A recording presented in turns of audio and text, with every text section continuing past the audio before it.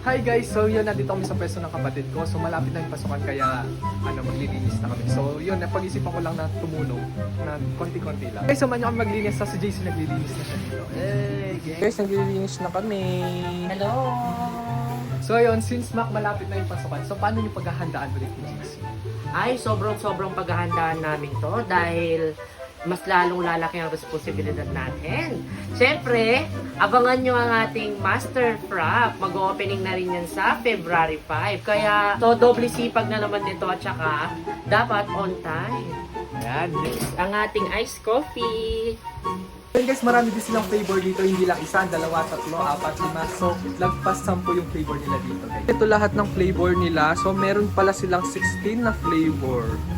So by the way guys, dito pala sila nakalocate sa main Bacolod Doves. Tama ba? Ito, kung familiar sa inyo yan.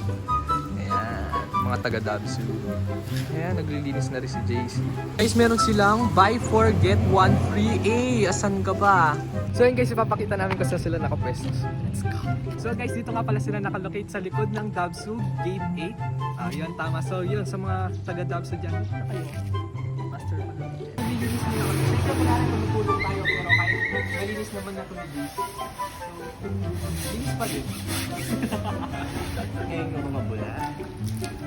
Para totally malinis na siya. Yes. Linis muna tayo.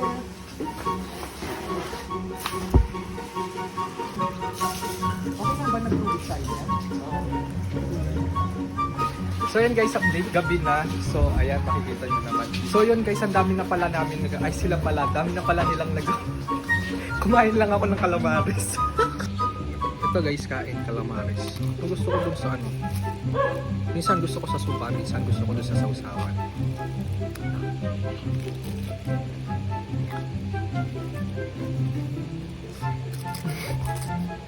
Mayak talaga yung trabaho ko dito.